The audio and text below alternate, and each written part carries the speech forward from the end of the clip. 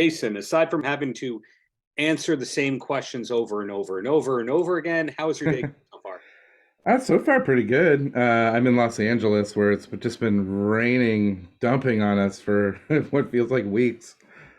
It's not that rains for 10 minutes and then stops every day kind of thing like Florida. No, this is just like nonstop. And I'm from Nova Scotia, Canada, where we get like crazy weather there. But this is insane. I got to build a boat today, I think.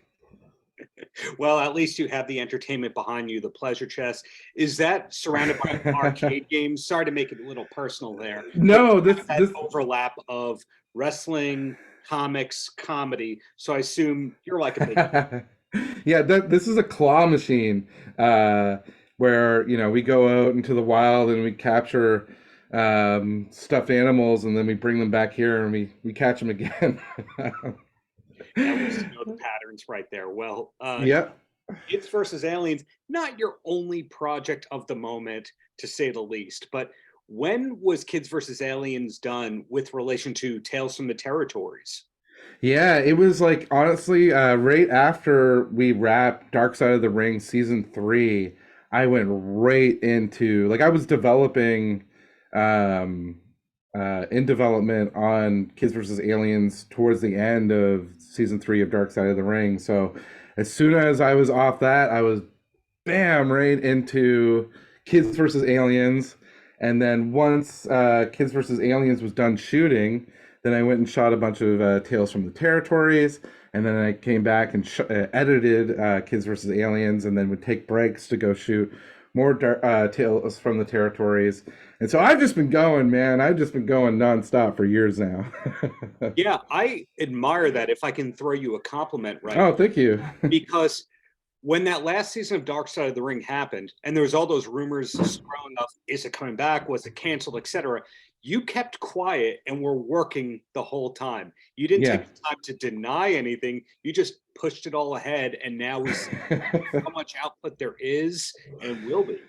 Yeah, no, there's definitely like there's times where it's like you want to like, say something or whatever, but at the same time I didn't need to. Like I'm just so busy and working on the things that I love. So, I didn't feel like I needed to for any sort of self like gratification, like try and tell people what's going on. I'm just put my head down and just get the work done because it like making a movie too and the TV shows, it's just so intense. It just takes up, 100% of your time. So, yeah, I don't have much time to do anything else.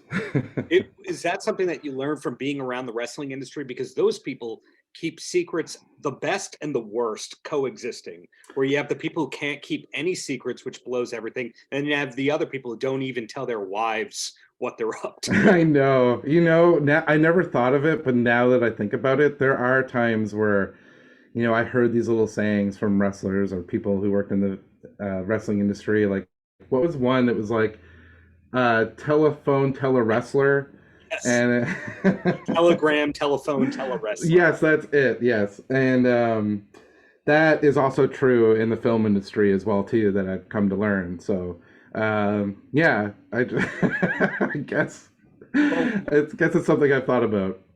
looking at your credits, though, it's not all Tales from the Territories, Kids versus Alien, Dark Side of the Ring.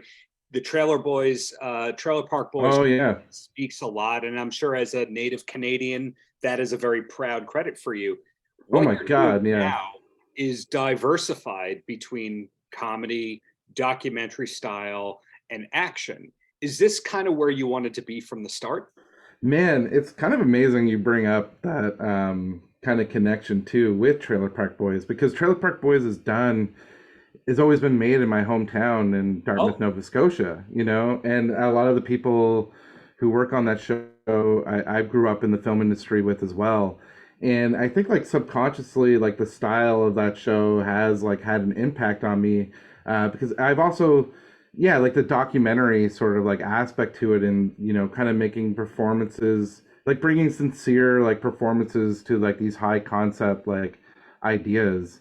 But yeah, I guess my work, I'm always drawn to like things that are like funny, and I think being from Nova Scotia and a maritimer, that's just like kind of like ingrained in us, and and then mixing like action with it. Like I grew up loving like action movies, and my favorite movies are usually action films. And I've always connected with the idea of telling stories like through action. Like, my favorite movies are the ones with barely like any dialogue in it, and it's literally just visual storytelling through action.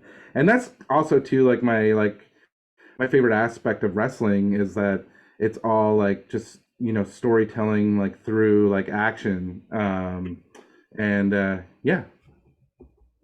That makes sense to me. And also going down your credits, sometimes you're the editor and or the director and or the Mhm. writer. This, I believe, is a co-writer director. Yeah. And sometimes when you speak to directors, they go, well, I directed because no one else wanted to. In other words, wrote it and then the director backed out, or someone, I don't want to do it. Did Yeah. you know all along that you want to be the director? Oh yeah, absolutely. The My co-writer on it is John Davies, who was my best friend since I was 5 years old. Like we went through all of school together from primary, all elementary, all the way to college. We went to college together and discovered our love for filmmaking together. And John, since I remember in the fifth grade, he told me, he's like, I want to be a writer. And like at the time I thought he was going to write books, and he would write all these like short stories, and he's the master of just coming up with like the best craziest ideas. And then as we discovered filmmaking, John always kind of took the writing, like he became the leader of the writing side of things, and I became the leader of the visual side of it, and directing it. And so it's a dynamic that I've had like for gosh, over 25 years now. And yeah, this is the way it is. That almost, sorry to Canadian stereotype here, but that sounds very similar to the Seth Rogen, Evan Goldberg Oh, dynamic, right. where they were childhood best friends who are writing stuff for fun on weekends. And then you find out that one of those things was super bad, where it's an Yeah. actually produced thing that you made as kids. Yeah, absolutely. I think like when you have like it's for one, it's just special to be able to have a relationship like that. And that's cool that like Seth like has that with him. It's like when you have that kind of connection, you have also, I believe, like almost a psychic kind of connection as well too, or this like ability, like you just know each other inside and out. And because you've just been through like so much together, more than just writing. You've been through all these life experiences. And so uh I always know like with John, it's like we're just always we're always on the same page, and we can be harsh with each other too, and tell each other pretty quickly if an idea is like not great or if it doesn't work, without having to like worry about each other's egos or anything like that. Got it. Pardon my ignorance here. Does John, in any capacity, work on Dark Side of the Ring or Tales from the Territories? No, he doesn't work on those, because he primarily works like in a narrative script writing world, and these, we don't have like scripts for the documentary. I wouldn't have like a decent enough job for him on it, or the best ways to use his talents. But yeah. When you have a film like Kids versus Aliens, I hear that title and I just go, that's a franchise intended Ooh, title good. to it. Did you know that when you came up with the title, or was that a working title that just wound up sticking? It was midway through writing the script. I just pitched that idea to John, and it stuck. But I did think like, oh, that would be cool. Like, I could see like, it could be who knows what like it could turn into, kids versus, something else other than like Exactly. aliens if we wanted to. So, but I've always like dreamt about, the main inspirations behind Kids versus Aliens are mostly like action figure play sets and toy lines that I grew up loving. Like Masters of the Universe was something that had a huge impact on me and my imagination growing up. And I've always wanted to do something where I could create my own universe like that. Um, and so with Kids versus Aliens, I feel it's just like the start of something that could be much bigger. And the hope is if people like it enough that, um, you know, one day someone would allow me to make a sequel to it, because there's nothing I would rather do than just continue to play in this world. Like making this movie was like the funnest, most rewarding like experience for me, and probably because like a lot of it, there's so much of myself like in it, but it's just chock filled with stuff that I love so much. So to sum that all up with a compliment, you're one of those people who was able to turn their childhood hobbies into a career.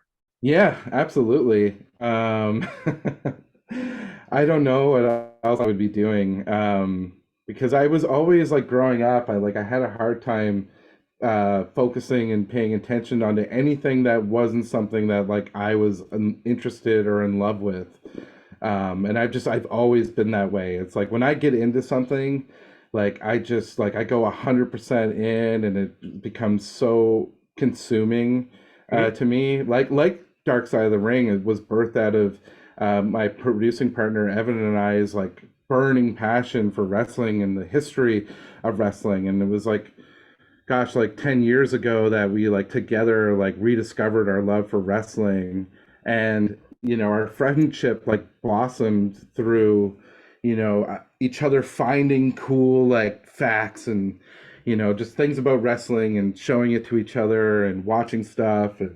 And we were just so passionate about it that that's how like Dark Side of the Ring was birthed out of that passion. So for me, this was like kind of going down another path of diving into the things that like another thing that inspired me so much growing up, which was like these like things, these properties, and like Teenage Mutant Ninja Turtles and Ghostbusters and Masters of the Universe. It's always been a dream of mine to create stories that could have universes like those. My last question before I let you go. We love Tales from the Territories in this household. I learned things about Andy Kaufman that I didn't know. There was so much more in your episode. Will we ever get a Territories episode about that random Southern promotion that had Jumping Jeff Farmer? Oh, that would be amazing. If they greenlit another season of Tales from the Territories, that will definitely be something that'll get pitched around for sure. We would love to make other seasons of that show, and there's so many other territories and lots of other stories to get into. Exactly. And any excuse to say Leah Maivia 15 times in an episode. Fantastic. Awesome. Jason, thank you for your time, and looking forward to whatever's coming next from you and team. Awesome. Thank you so much. Take care. Paltrocast.